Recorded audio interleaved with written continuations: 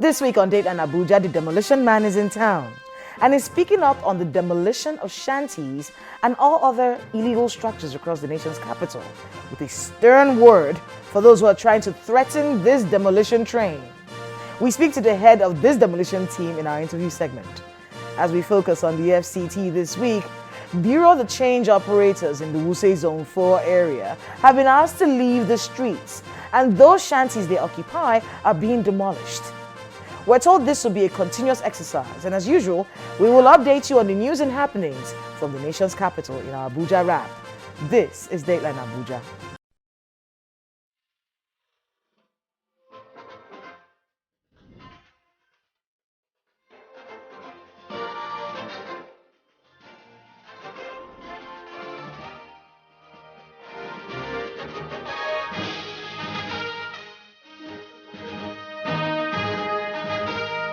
Hello and welcome to Dateline Abuja. I am Kayla Megwa. We begin with a roundup of stories making headlines from Abuja, Nigeria's seat of power. President Muhammadu Buhari returned to the country after a 4-day trip to the United Arab Emirates, where he participated in the Dubai Expo 2021. During the official trip, the president addressed a trade and investment forum. He also had a couple of diplomatic meetings. President Buhari has voiced concern over the gross underfunding in the nation's health sector, brain drain and inadequate medical infrastructure, which contribute towards the rising cases of non-communicable diseases in Africa. He said this virtually at a groundbreaking ceremony for a hospital project in Abuja. The rising non-communicable diseases burden coupled with inadequate medical infrastructure on the continent threatens the future of our people. Right now, many hospitals in the West African region are underfunded, under-equipped, understaffed, and relatively inaccessible to most patients, especially from rural areas.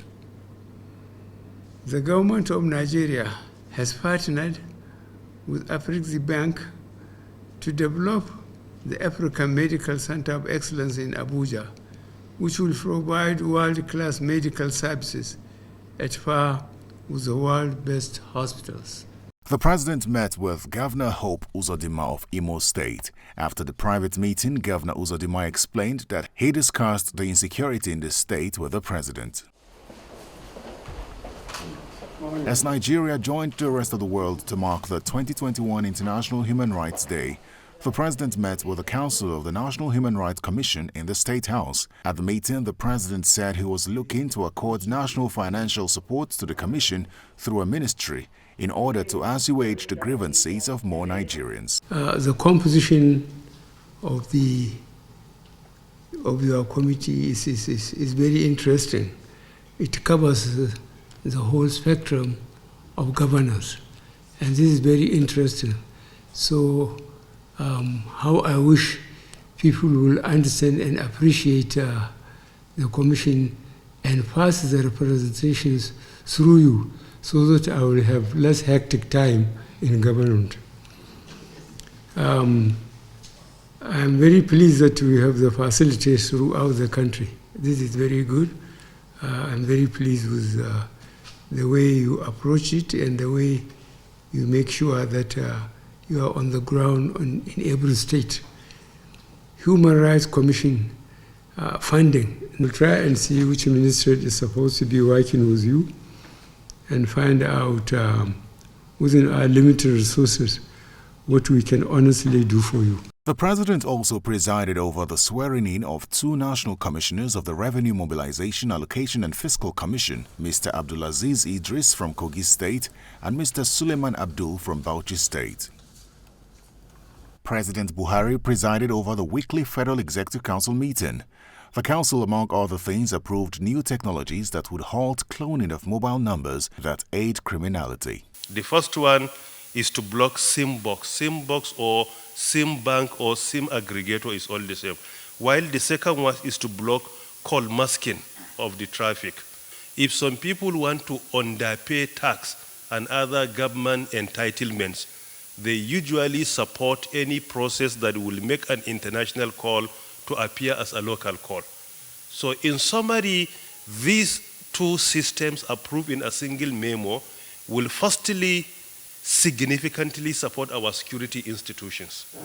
Vice President Professor Yemi Osinbajo is in Dubai, United Arab Emirates. He delivered the keynote remarks at the 2021 Liquefied Petroleum Gas Week and toured the Nigerian pavilion at the ongoing Dubai Expo 2021. President Buhari has written to the Senate seeking the consideration and passage of the 2021 Finance Bill, which is expected to guide the implementation of the 2022 budget. In the letter, which was read on the floor during Tuesday's plenary, President Buhari says the bill, when passed, will support the 2022 budget and help to carry out some radical reforms in the finances of government. The Chief Justice of Nigeria, Justice Tanko Muhammad, says Nigeria's judiciary has had enough embarrassment of its judicial officers and would not take kindly a repeat of any ugly treatment from security operatives. Justice Muhammad was speaking at the commencement of the 2021-2022 new legal year for the Supreme Court, where 72 lawyers were conferred with the rank of Senior Advocate of Nigeria. I must make it known to all understanding that we have had rough dosage of such embarrassments and harassments of our judicial officers across the country, and we can no longer take any of such shenanigans. The silence of the judiciary should never be mistaken for stupidity or weakness. By the nature of our work, we are conservative, but not conquered species, and it should not be pushed further than this by any individual, institution, or agency of government. The Minister of Information and Culture, Alhaji Lai Mohammed, has condemned the blacklisting of Nigeria by the United Kingdom government over the cases of Omicron variant of COVID-19. He stated this at a news conference. The decision by the British government to put Nigeria on the red list just because of less than 2,000 cases of Omicron, which, by the way, did not originate in Nigeria, is unjust, unfair, punitive, indefensible, and discriminatory. The Presidential Steering Committee held its first national summit on COVID-19. The summit, which also had representatives of the diplomatic community in attendance, aims to enable the government to build back from the pandemic as Nigeria targets eliminating the virus by the end of 2022.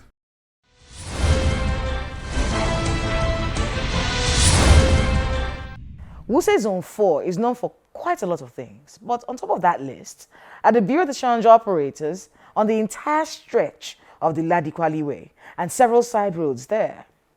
There is no currency you will not find in this neighborhood, and this has been the story for decades. Well, all that is about to change. The offices in the Zone 4 neighborhoods belong to those operators, but they prefer to sell on the street. Those who don't have offices construct shanties in the highbrow neighborhood, and now the FCT authorities are done with the defacing of the Abuja Masterplan. Please watch this.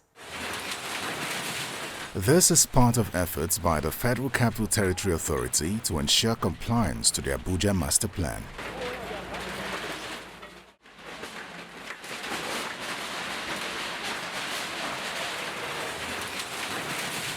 This is part of efforts by the Federal Capital Territory Authority to ensure compliance to the Abuja Masterplan.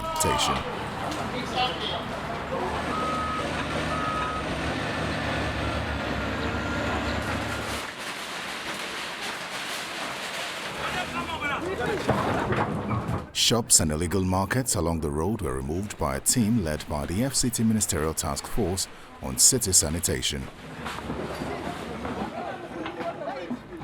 The exercise is taking place on the directive of the FCT Minister, and illegal structures within and outside the city centers are not spared. For instance, over 300 structures were demolished in Lugbe, which is along the airport road. Another area affected is Wuse Zone 4, which is popular for the presence of Bureau de Change operators. The task force team specifically cleared shanties constructed primarily of roofing sheets, sacks and wood located within a reserved green area within the zone, where BDC operators and small dealers were spotted conducting their businesses in crowded areas. Also, 2 mosques were demolished within the green vegetation, as well as an unlawful cluster of furniture-making factories. Vehicles were hauled from the location, which is apparently densely packed with unauthorized constructions, as the task force explains that the area has become a criminal hideout. A month ago, actually came here and saw wide-scale contraventions at the heart of the city, overlooking Sheraton Hotel, as well as some other very strategic area, even close to Tudunwada Secondary School here, where people who deal in currencies operate here. We saw butchers in the valley, which we have removed. We saw illegal attachments. You can see all of them here. This is a federal government house, and I was sold to somebody. He converted it to a commercial issue, which is an offense. We are not arresting that one for today. The person added attachment to all parts of the house, which are all very troublesome and worrisome, disturbing contravention here. So we saw so much bleeding points in the city, and the FCT minister insisted that we must clear all. He even insisted that the Bureau de Change operators who are operating on the roadside should not be. These are all their shops. Look at all their massive shops they have all around here. So they shouldn't be on the road. They should go back to their shops and deal. And we cannot allow, while we are removing street traders, street hawkers, allow those who deal on currency to remain on the road. So the minister have given directive to the AEPB team and other teams to actually pin down and ensure that. So today we came out on operation to clear those persons who are actually roadside traders, those who have butchers, shanties, those who have furniture market under the Wuse Zone 4 bridge. Multiple. One thing that is so key today is that we discovered a stolen manhole cover. And I think the APB team will hand it over to the AB Facility Management Department of the FCTA. The offices there are owned by the Bureau de Change operators, but unfortunately some of them have resolved to be trading outside, which is illegal. So we are appealing to them to please go back to their offices and continue their lawful businesses. Anybody caught outside operating will be arrested and be prosecuted. The mobile courts are already on standby, waiting for people who are indulged in kind of these activities to be arrested and brought before it. Responding on behalf of the operators, the Secretary of the Elders Forum of the BDC operators, Mr. Yahaya Kida, describes the exercise as a welcome development, explaining that it will help sanitize the area. He wants the exercise to be continuous. On 15th of September, the Honorable Minister, under the chairmanship of the Commissioner of Police, Director of Security, Director of Environmental, invited us and informed us that they are going to take up a cleaning exercise in Zone 4. We cooperated, we informed all our members. Today here they are, and we are welcoming them, and we are warning the touts, the drug peddlers, whoever that attempted to deal with them. We are going to deal with them ruthlessly. We are not going to tolerate them. We are going to cooperate with the government so that they will clean Zone 4, because we are tired of these drug peddlers. Also affected is the illegal market at Yakasua 6th Avenue in Gwarimpa. The task force explains that the area is harboring criminals who they alleged attacked the team during the demolition exercise. Today, we are at Lungu village within Gwarimpa, and the team came under severe attack by some people that call themselves vigilantes. You're seeing all the law enforcement officers from the government trying to carry out a cleanup. If you can see a den gun that was recovered today. We had 4 of them that came to attack the team, but 3 ran away and were able to apprehend 1. We have 3 suspects presently that has been handed over to the Galadimawa Police Division. The law will take its course. Further investigation will be carried out, and the law will take its course. And that is why we always discourage people from allowing slums and shanties to fester within planned environment and unplanned environment. And that is why the team has been going out around the city, in recent time to clear all these these shanties that harbor criminal elements. Less than 2 months ago, the administration demolished over 130 illegal hostels, hotels and other buildings at a settlement known as Ido Saraki Community, adjacent to the University of Abuja. The team is vowing to sustain the exercise till December to ensure that the shanties are not returned.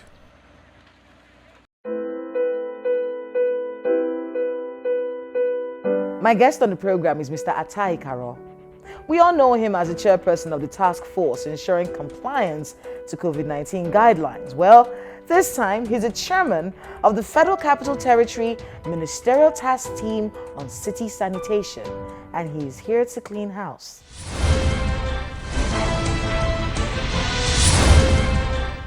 Mr. Akaro, welcome to Dayton and Abuja. Oh, thank you very much, my sister. It's been a long time. It has.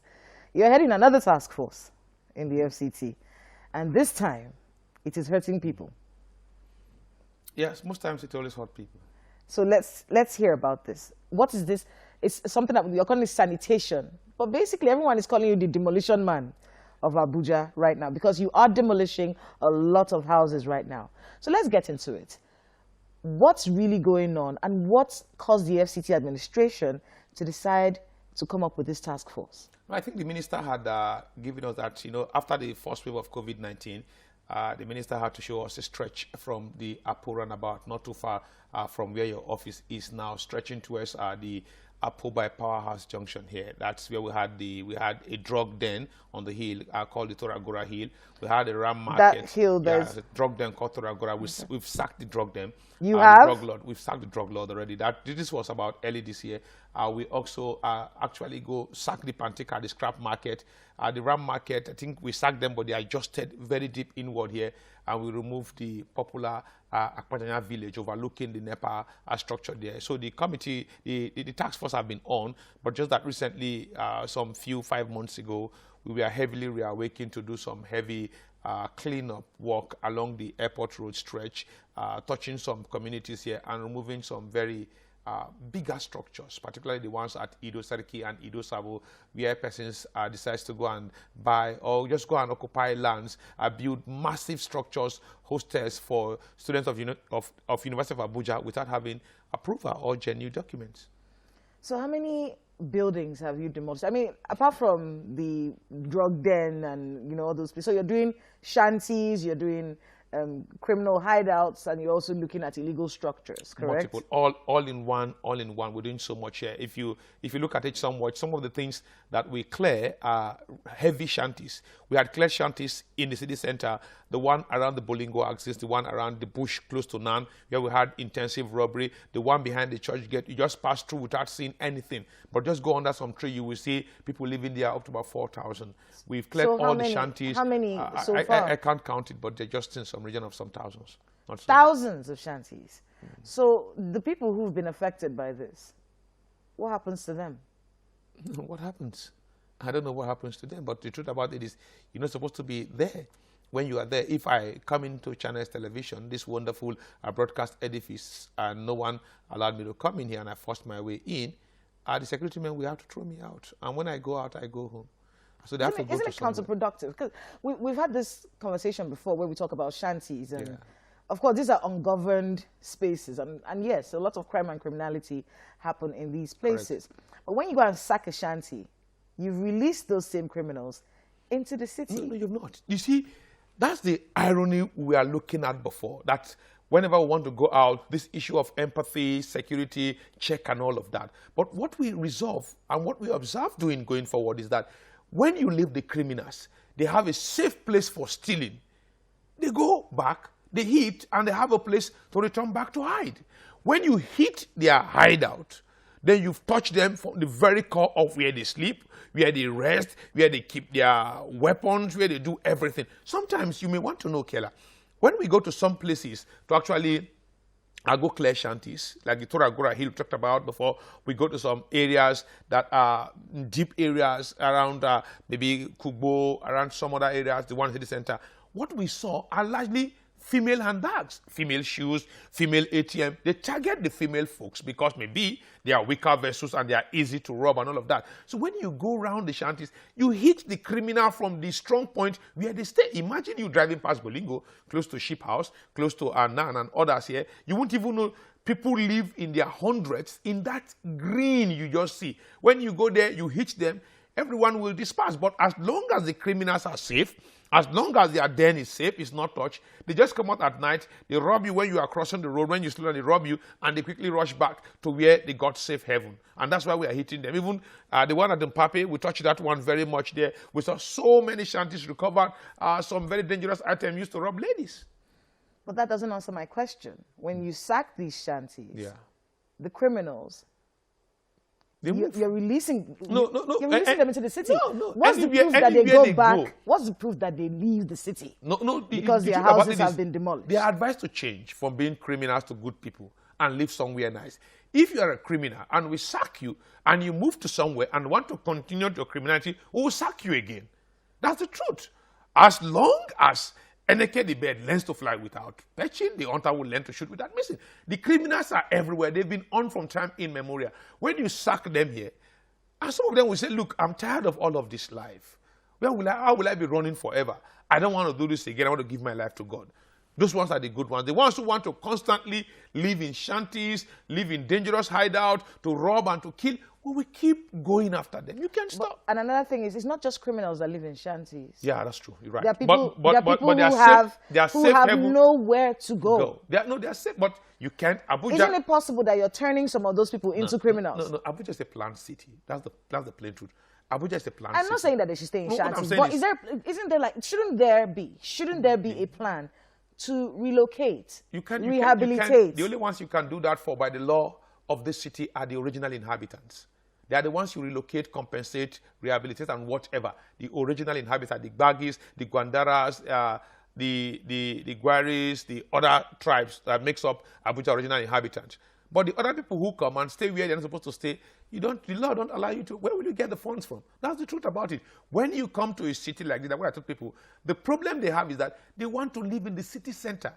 And they have the right to do that. No, you have the right to do, but to get the legal document. Before Channels TV decides to establish itself here, Channel was somewhere, got the original paper, got building plan approval, within the ambits of the law that governs a new capital city that was moved from Lagos to Abuja. You build this broadcast edifice because you are law-abiding. Everyone ought to abide to the law the way you did. They're trying to hustle, Atta. Everyone is hustling. Everyone is trying hustling. to find a way to live here. No, I agree with you. Everyone is hustling. But it's not because you are hustling. You just go somewhere close to the sheep house because you find some trees there, you pretend to be farming, and quietly you build a shanty. The next thing, 2, 3, 4, 5, 6, 7, 8 shanty, and the next thing, criminals join you and start to rob ladies. And because you are hustling, we had to look the other way and see bachas and shanties everywhere. It's not going to work. Every shanty started as just one small bacha.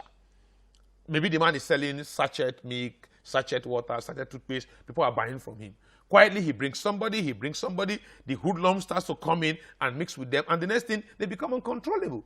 They become very dangerous here. And that's the truth. And you will not encourage shanty to be around your area. And that's the fundamental fact. We must understand that this city is governed by law. Well, Mr. Atta, good luck with the work that you do. And thank you so much for being with us on Dayline. Thank you very much, Kela. Wonderful time spending time here with you on Channels Television.